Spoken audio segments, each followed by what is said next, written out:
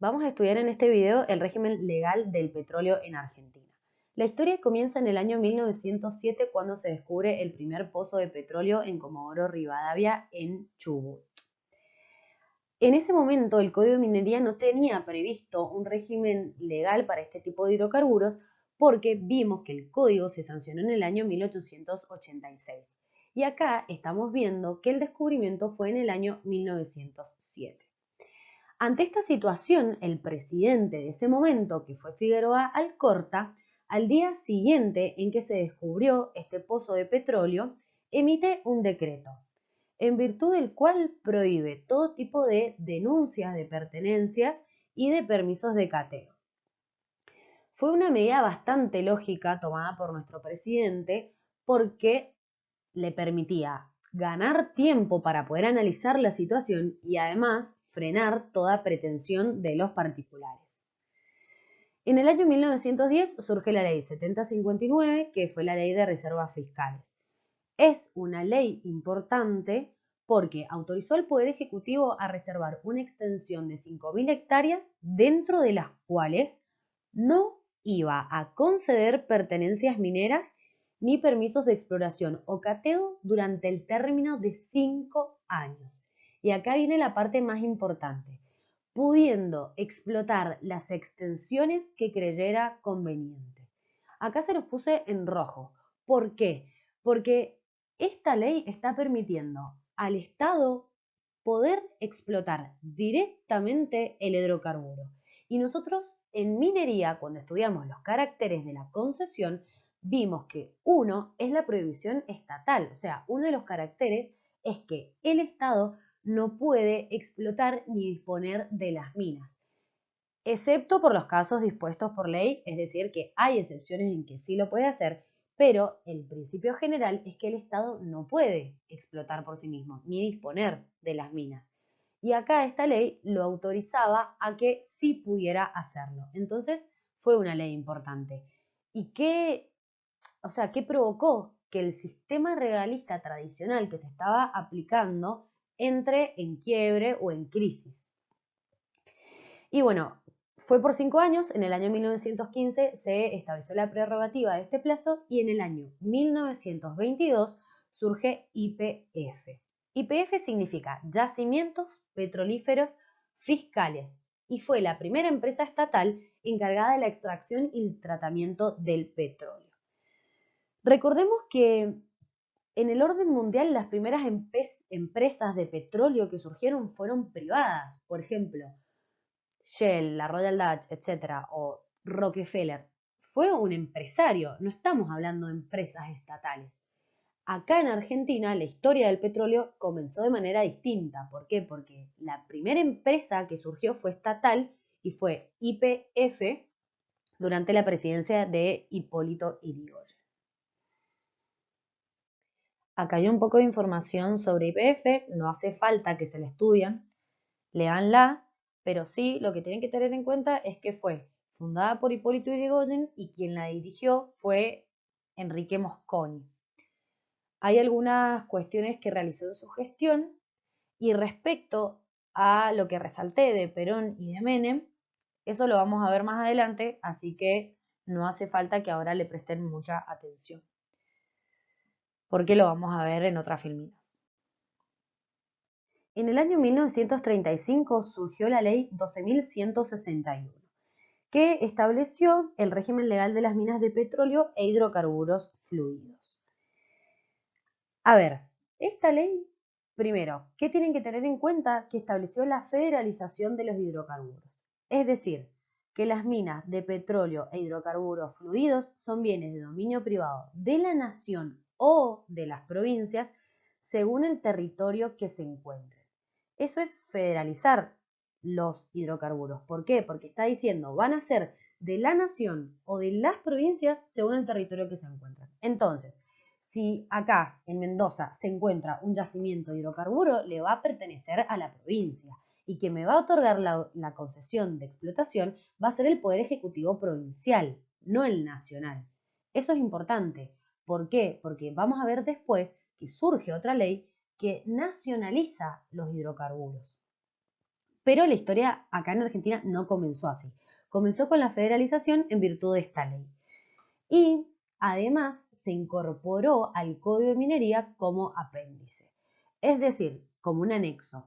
Si ustedes hoy en día van al Código de Minería y la buscan, la van a encontrar, pero no es tan importante porque fue derogada posteriormente. Acá está detallado los aspectos más importantes que realizó esta ley, que fue en principio el principio federal. Es decir, las minas de petróleo e hidrocarburos fluidos son bienes de dominio privado de la nación o de las provincias según el territorio en que se encuentre. El segundo aspecto que intentó establecer fue la explotación fiscal sin monopolio.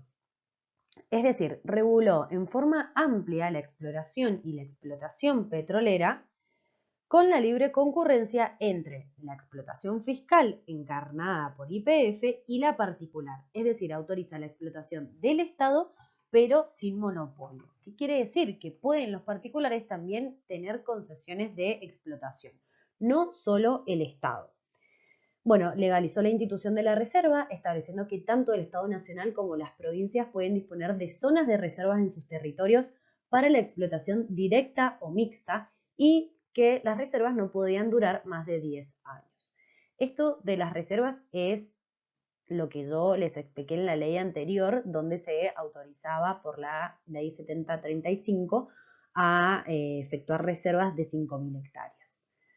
Bueno, los particulares podían obtener permisos de exploración y de concesión de explotación en superficies mayores a las que autorizaba el Código de Minería, pero los permisos de exploración debían pagar una regalía del 25% del petróleo extraído y las de explotación del 8 al 12%. Es decir, se autorizaba a los particulares a tener permisos de exploración o explotación o concesión de explotación, pero debían pagar una regalía. Y además se estableció el régimen legal de las sociedades mixtas, es decir, la organización entre el Estado y los particulares, en el caso de que establecieran sociedades, iban a estar regidas por las disposiciones del Código de Comercio. Esos son algunos de los aspectos más importantes de la ley. El convenio Mendoza-YPF fue celebrado en el año 1940. En este convenio, Mendoza le permitió a YPF, que era en ese momento una empresa estatal nacional, a que ejerza la exploración, explotación, industrialización, comercialización y transporte de los hidrocarburos de la provincia, a cambio del pago de una regalía del 12% sobre la producción neta en función de los precios de venta al público. Todo funcionó bien hasta que en el año 1946 Perón estableció el impuesto a la nafta, básicamente. O sea, lo que hizo Perón fue crear un impuesto que se cobra sobre los combustibles, en el cual consiste en que del precio que se vende al público, YPF retiene un determinado porcentaje.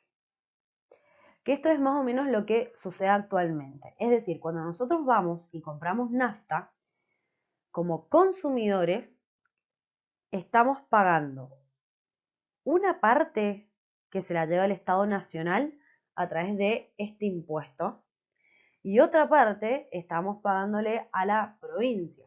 ¿Por qué? Porque YPF, cuando extrae ciertos recursos y tiene las refinerías, etcétera, le paga una regalía a las provincias porque está usando su hidrocarburo. Entonces, los que terminan perjudicados son los usuarios, porque pagan un impuesto nacional y además en el precio de venta al público está incluida esa regalía que la nación le debe pagar a las provincias. Bueno, esto es el trasfondo de lo que sería el precio de la nafta. Pero en fin, volviendo a este convenio, funcionó bien hasta que Perón creó este impuesto. El problema fue que a partir de ese momento a Mendoza le han sido liquidadas sus regalías sobre dichos precios de retención y no sobre el precio de venta al público de los subproductos. que era lo que se había pactado en ese momento. Entonces, la provincia de Mendoza planteó la inconstitucionalidad de la ley ante la Corte Suprema de Justicia de la Nación. Durante el gobierno de Perón se estableció la nacionalización de los hidrocarburos en el artículo 40 de la Constitución Nacional de 1949. Se disponía que los yacimientos de petróleo, carbón y gas eran propiedad imprescriptible e inalienable de la nación. Vamos a empezar a hablar del régimen legal de los hidrocarburos y comenzamos con la ley 14.773.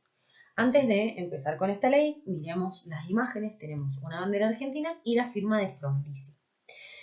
Esta ley en particular, a modo de resumen, lo que hizo fue nacionalizar la energía y el combustible, por lo cual va a ser una ley que vamos a tener en cuenta tanto cuando estudiemos el régimen de los hidrocarburos como el régimen energético, porque tuvo ámbito de aplicación en estas dos industrias. Entonces, lo que hizo fue determinar que los yacimientos de hidrocarburos sólidos, líquidos o gaseosos que existan en el territorio de la Argentina van a pertenecer al Estado Nacional y que las provincias tendrán sobre su producido la participación que les corresponda. Eso quiere decir que le van a pagar unas regalías. No debemos olvidar la ley 12.161 que se dictó en el año 1935, o sea que es anterior a esta ley, que había dispuesto la federalización de los hidrocarburos. Es decir, que los hidrocarburos iban a pertenecer a la provincia o a la nación dependiendo del lugar en que se encuentren. Eso es el principio de federalización, que también lo estudiamos cuando vimos los caracteres de las concesiones mineras. Acá establece que va a ser del Estado Nacional, o sea que no hay federalización, sino que establece el principio de la nacionalización. Y en la siguiente filmina vamos a ver los principales principios que estableció esta ley.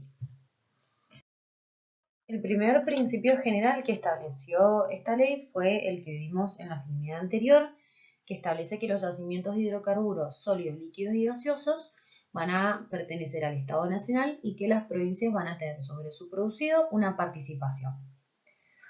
El segundo principio establece que todo lo relacionado con la actividad de esta industria va a estar a cargo del gobierno nacional, por vía de YPF y de aquellos organismos que designe el gobierno a los cuales le otorgaba plena autarquía.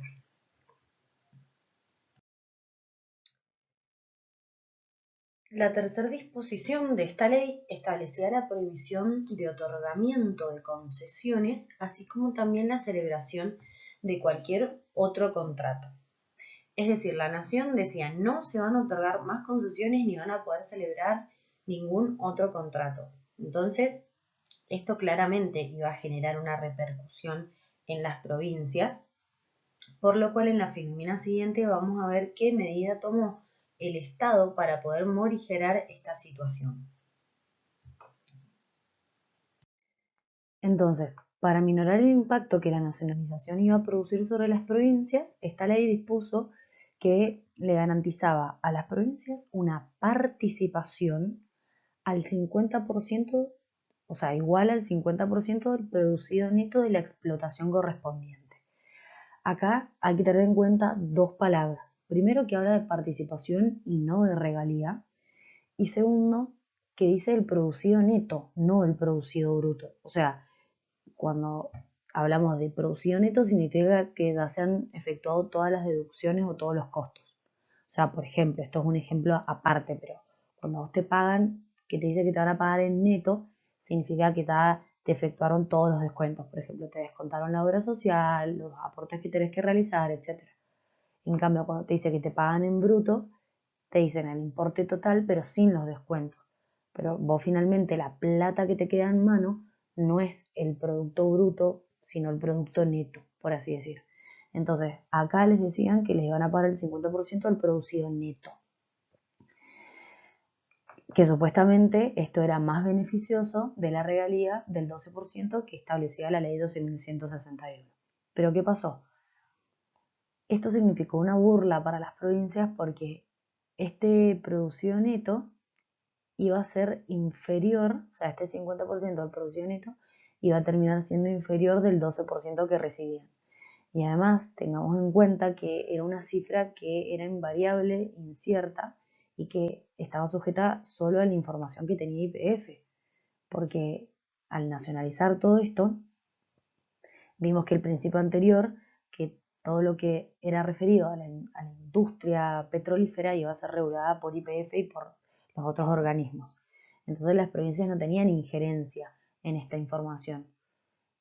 Por lo tanto, por eso decimos que también estaba sujeto a una cifra invariable e incierta, porque solo iba a quedar bajo la órbita de lo que era YPF y la órbita nacional. Entonces, parecía promisorio en un principio, pero después, básicamente, era desventajoso para las provincias. Y por último, para tratar de morigerar la disposición anterior, la ley disponía que hasta tanto ese 50%, esa participación del 50% del producto neto de la producción no llegue al 12% que venían pagando, que le venían pagando a las provincias, el Estado les iba a continuar abonándoles la regalía del 12% del producto bruto. O sea, básicamente el Estado les decía que iban a seguir recibiendo el 12% del producto bruto, porque hasta que ese 50% no alcance ese monto, les iban a seguir pagando lo que le venían pagando. En fin, el Estado básicamente, o sea, el Estado Nacional básicamente le va a pagar a la provincia lo que le venía pagando, con la diferencia de que ahora el dominio le va a pertenecer al Estado Nacional y no van a poder las provincias efectuar concesiones ni contratos.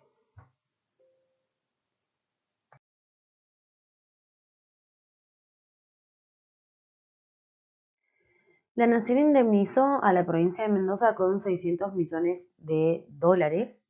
En ese momento una de las trabas para el arreglo era el pago de los honorarios a los abogados, ya que en todo juicio, como sabemos, nos corresponde casi el 20% del abonado.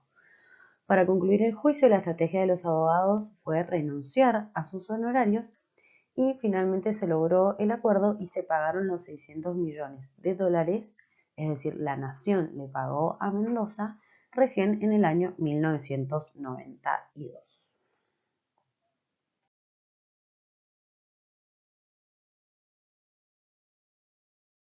Respecto a los contratos petroleros no hay mucha información en la cátedra, en realidad no encontré, pero vamos a entender un poco la historia y relacionarlo con eso. Cuando se sanciona la ley 14.773, nosotros vimos tres principios. El primero era la nacionalización de YPF, el segundo era que todo esto, digamos, de la industria hidrocarburífera iba a estar a cargo del Estado Nacional, es decir, de YPF, por lo tanto esto quiere decir que Frondizi quería lograr el monopolio de YPF, y vimos que no se iban a otorgar concesiones a los particulares ni a las provincias. Entonces, otro objetivo que tenía Frondizi era tratar de lograr el autoabastecimiento. Pero en esa época Argentina no lograba esto, y es igual lo que actualmente pasa, es decir, nosotros producimos menos de lo que consumimos. Entonces, en ese momento lo que tuvieron que hacer es comprar al exterior, comprar petróleo al exterior, es decir, importar para poder abastecer acá a la Argentina, pero en ese momento no teníamos dinero, entonces lo que hizo Frondizi fue crear estos contratos petroleros para atraer a capitales extranjeros y poder explotar el hidrocarburo. Entonces, por ejemplo, uno de los contratos que se efectuaban, que la mayoría consistía en contratos de locación de obra, decía como que venían y explotaban el hidrocarburo y luego se repartían el petróleo crudo entre YPF y la empresa que realizaba la explotación. Entonces YPF se dejaba el 60 y el 40 se dejaba a la empresa. Eso era uno de los contratos, pero se ve que se efectuaron varios y luego se dejaron sin efecto durante el gobierno de Ilia, que ahora vamos a ver después. Entonces, Estos contratos petroleros fueron anulados por Arturo Illia, estableciendo que genera inconvenientes a los intereses económicos del país, bla, bla, bla. Él crea un decreto, da todos los motivos por los cuales lo anula y dice que en uno de esos motivos decía que se había afectado la seguridad del Estado al facilitar a las compañías extranjeras el acceso a planes y estudios que aluden a su reserva energética. En conclusión, finalmente estos contratos fueron anulados. La ley 17.319 es la que se aplica actualmente, es el régimen legal de los hidrocarburos y se dictó en el año 1967 durante la presidencia de Onganía. Esta ley derogó la anterior, la 14.773, y establece que los yacimientos de hidrocarburos líquidos y gaseosos que estén situados en el territorio de la República Argentina y en su plataforma continental van a pertenecer al Estado Nacional. Pero acá hay que tener algo en cuenta. Van a pertenecer al Estado Nacional siempre y cuando se encuentren estos yacimientos de hidrocarburos a partir de las 12 millas marinas medidas desde las líneas de base. En cambio, van a pertenecer a los estados provinciales los yacimientos de hidrocarburos que se encuentran en sus territorios, incluyendo los situados en el mar adyacentes, hasta las 12 millas marinas. Es decir, establece la nacionalización de los yacimientos de hidrocarburos líquidos y gaseosos, pero a partir de las 12 millas marinas. En cambio, los que estén antes van a pertenecer a los estados provinciales. Y además, el artículo 2 establece que las actividades relativas a la explotación, industrialización, transporte, comercialización van a estar a cargo de empresas estatales, empresas privadas o mixtas. Y esto también fue diferente a la ley anterior, a la 14.773, donde se disponía que solo iba a estar a cargo de empresas nacionales. Acá vamos a estudiar los derechos que otorga esta ley. Son importantes y pueden ser pregunta de examen, así que ténganlos en cuenta. Respecto a los derechos, la ley nos habla de 3 derechos. Primero, del reconocimiento superficial, de los permisos de exploración y de las concesiones. No es lo mismo hablar de un reconocimiento superficial, o sea, acuérdense de esta palabra, superficial, a los permisos de exploración. ¿Por qué? Porque si yo solicito un permiso de exploración, voy a poder realizar pozos para ver si hay petróleo. En cambio, si solicito un reconocimiento superficial, no. Esa es la gran diferencia entre los dos, que es más o menos a lo que estudiamos en la concesión de exploración.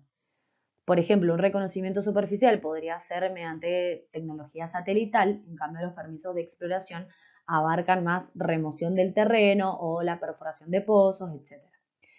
Bueno, respecto al reconocimiento superficial, entonces pueden ser en zonas que no estén cubiertas por concesiones anteriores o reservadas a las empresas estatales.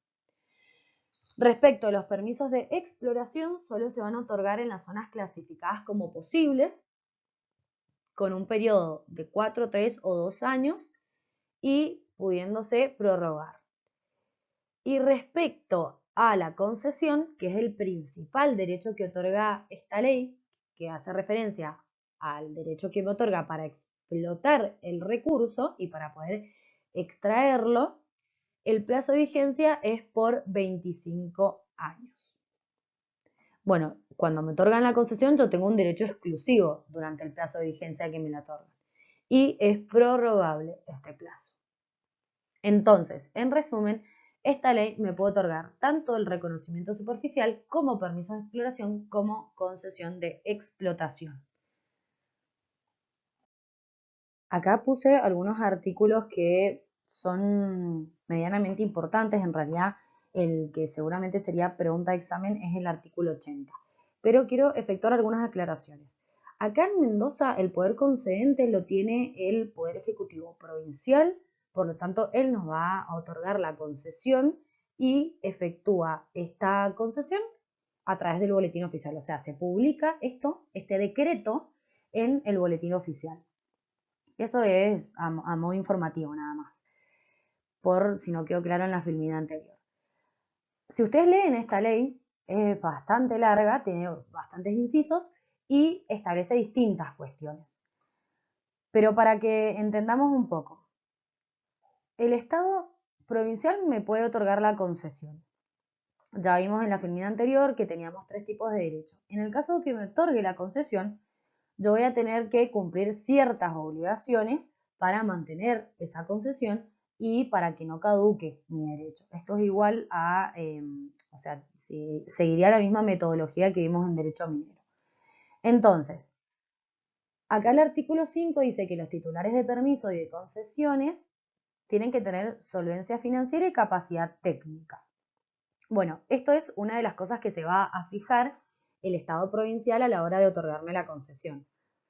Solvencia financiera y capacidad técnica, más específicamente la parte de capacidad técnica quiere decir como que yo tengo que tener buenos antecedentes. No creo que el Poder Ejecutivo Provincial quiera darle una concesión a quien haya incumplido anteriormente alguna de sus obligaciones. Y ahora cabe preguntarnos qué obligaciones tienen los concesionarios.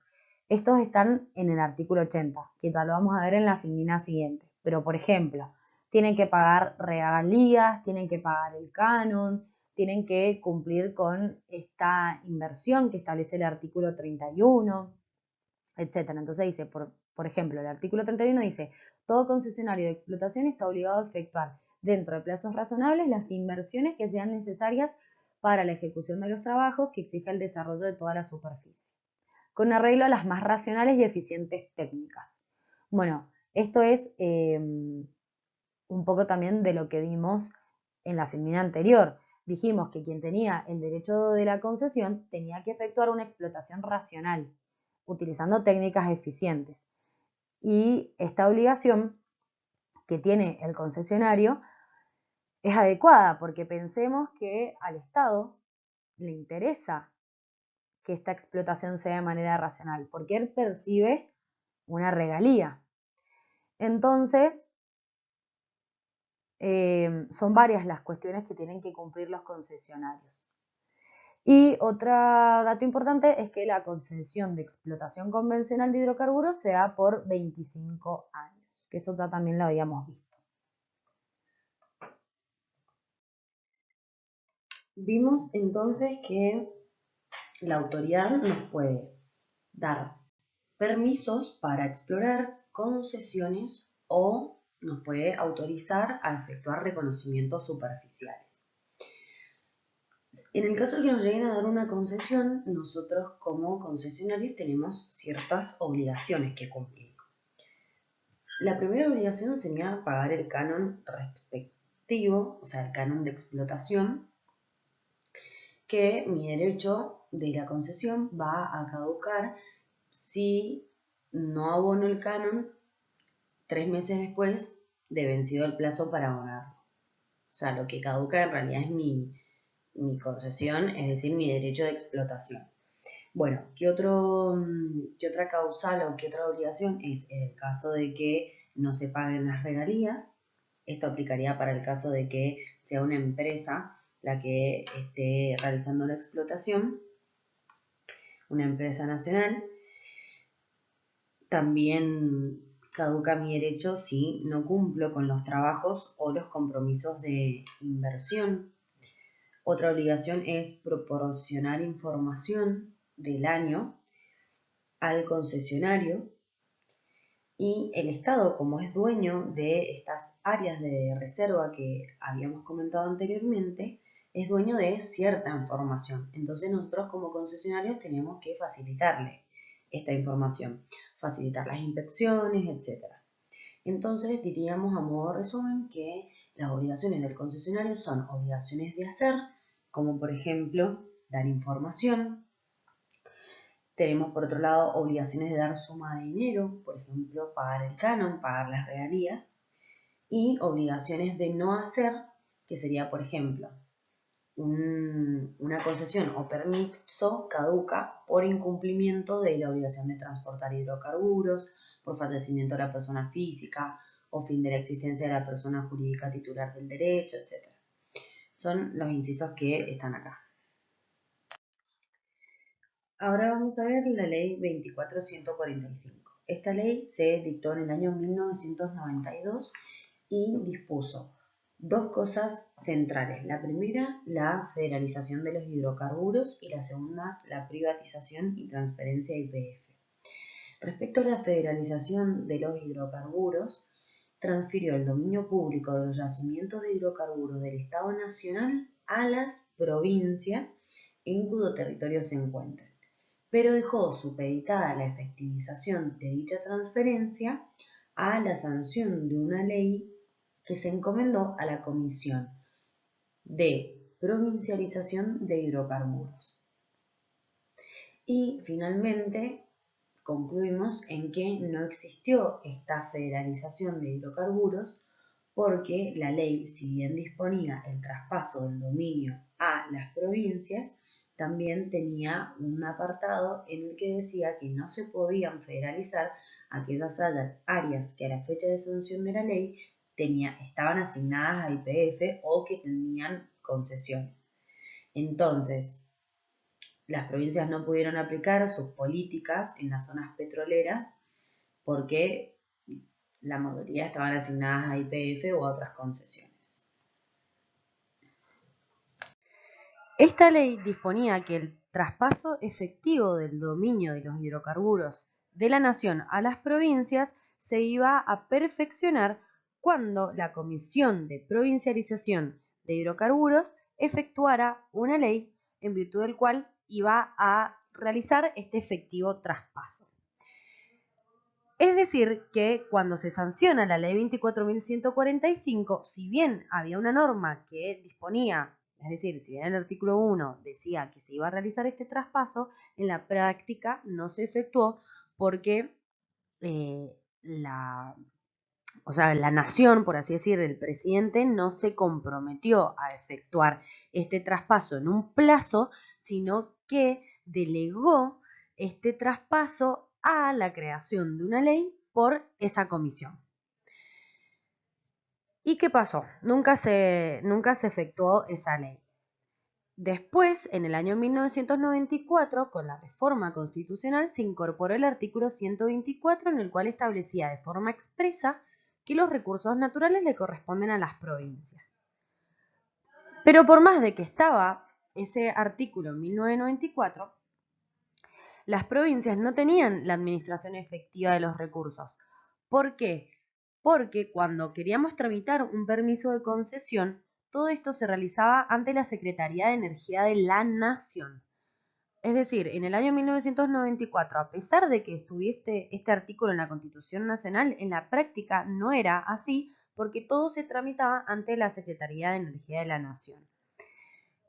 Y cuando llega la ley corta en el año 2006, ahí sí las provincias pudieron empezar a tener la administración de esos recursos. ¿Por qué? Porque se transfirieron los expedientes que tenía la Secretaría de Energía de la Nación a las autoridades provinciales, que actualmente es la Dirección de Hidrocarburos. Entonces, diríamos a modo de resumen que recién se hizo efectivo el traspaso en el año 2006, siendo que la ley 24.145 se publicó en el año 1992. Y como la ley 24.145 dispuso la privatización de YPF, Repsol aprovechó esta medida y compró YPF. Y así, la vieja empresa YPF pasó a llamarse Repsol YPF.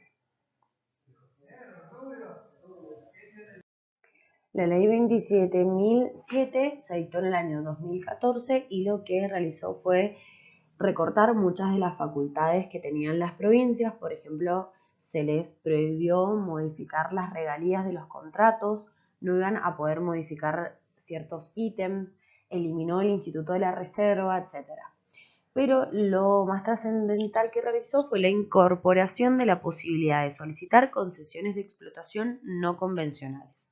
Cuando hablamos de explotación convencional o no convencional, hace referencia a la manera en que se extraen los recursos. El tema es que la explotación o concesión no convencional se extrae desde una roca madre, no hay riesgo geológico, utiliza mucha más agua, etc. Y le permite a una empresa que tiene una concesión solicitar esa concesión de explotación no convencional y extender su vida en la concesión por 35 años sin tener que licitar. Habíamos visto que las concesiones se otorgaban por 25 años, las convencionales, y las no convencionales son por 35 años.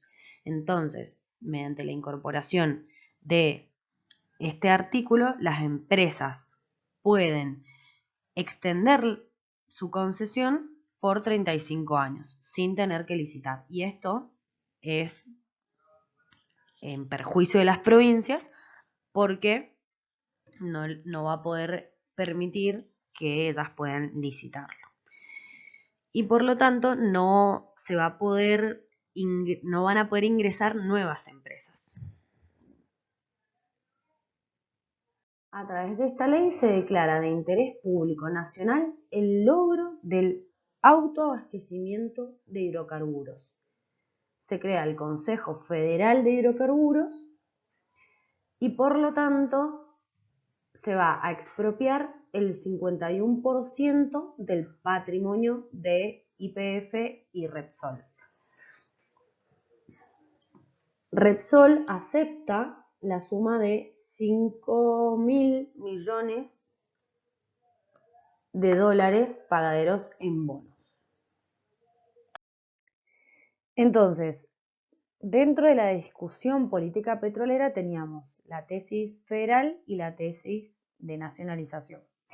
La tesis federal es aquella que distingue entre las competencias del poder central y de las provincias y se fundamentaba en el artículo 104 de la Constitución Nacional, el cual dispone que las provincias conservan todo el poder no delegado por esta Constitución al gobierno federal. Es decir, que todo aquello que las provincias no delegan en el Estado federal le corresponde a las provincias. Alberdi realiza un comentario diciendo que lo general e indeterminado pertenece a las provincias y lo particular y determinado pertenece al gobierno federal. ¿Cuáles eran los argumentos que sostenían los partidarios de esta tesis?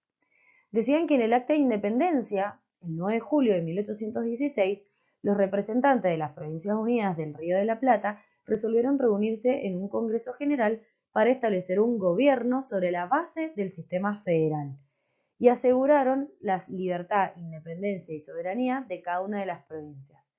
Es decir, fueron los estados provinciales los que firmaron los pactos federales, como por ejemplo el Tratado del Pilar, el Tratado del Cuadrilátero, el Acuerdo de San Nicolás, etc., y que en cumplimiento de esos pactos preexistentes se constituyó el Estado Nacional y se estableció el sistema federal con los poderes y atribuciones que delegaron en el mismo los estados confederados. Es decir, son las provincias las que se reúnen, las que firman los pactos federales y las que crean el sistema federal, delegando en el Estado ciertas atribuciones y conservando todas aquellas que no delegaron expresamente. Entonces, decían que el dominio y la jurisdicción de las provincias sobre sus yacimientos mineros no fueron delegados al gobierno nacional, por lo tanto, le corresponden a las provincias. Esto lo dispuso la tesis federal y ya vamos a ver que la tesis de nacionalización trata de refutar estos argumentos.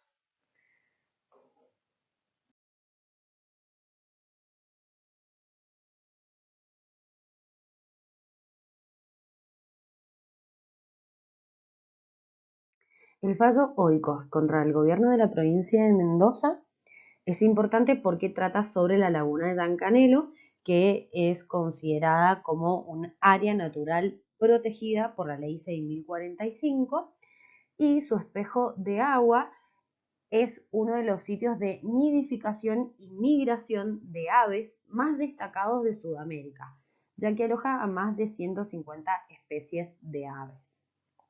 ¿El problema cuál fue? El problema fue que YPF en el año 2000 presentó ante el Ministerio de Ambiente y Obras Públicas la manifestación de impacto ambiental para obtener la declaración de impacto ambiental para poder explotar hidrocarburos. El Ministerio da inicio al procedimiento de evaluación de impacto ambiental y finalmente dicta la declaración de impacto ambiental. Para que pudiera YPF empezar a perforar 8 pozos. Estoy muy trabada. Contra esta resolución, Oikos, que es una asociación ecológica, interpuso una acción de amparo. ¿Para qué? Para que se declare inconstitucional e inaplicable la declaración de impacto ambiental. ¿Cuáles fueron los fundamentos de Oikos? Primero, dijo que hubieron vicios en el procedimiento de impacto ambiental, además que no estaban establecidos los límites geográficos de la reserva Yancanelo y pidió que se aplique la ley 6045, que es la ley de protección de áreas naturales provinciales, que la vimos en agrario, que prohíbe la actividad petrolera dentro de las áreas naturales protegidas provinciales. Y además alegó que la resolución impugnada afecta a los derechos constitucionales a un medio ambiente sano, que es lo que vimos en el artículo 41 de la Constitución Nacional. La empresa petrolera sostuvo que, primero, no puede establecerse una prohibición absoluta en zonas que no se encuentran demarcadas. Dispuso además que los trabajos que pretendía realizar se encontraban fuera de esa zona de reserva, que realizaron la correspondiente evaluación de impacto ambiental y que la explotación petrolera es anterior a la sanción de la ley 6045, por lo cual no puede privarla de derechos que ya ha adquirido. Cuestión de que, en primera instancia, se estimó procedente la acción de amparo promovida por Oikos, Red Ambiental, y en consecuencia se declaró la inconstitucionalidad de la resolución del Ministerio de Ambiente que aprobaba la declaración de impacto ambiental. Luego, YPF apela, en segunda instancia se rechazan estas apelaciones y finalmente llega a una tercera instancia en donde la Suprema Corte de Justicia dicta sentencia definitiva en el año 2005, donde confirma los fallos anteriores, es decir, los de primera y segunda instancia, disponiendo que la resolución impugnada carece de ilegalidad manifiesta, ya que no es jurídicamente posible la explotación de hidrocarburos en áreas naturales que estén protegidas por la ley 6045.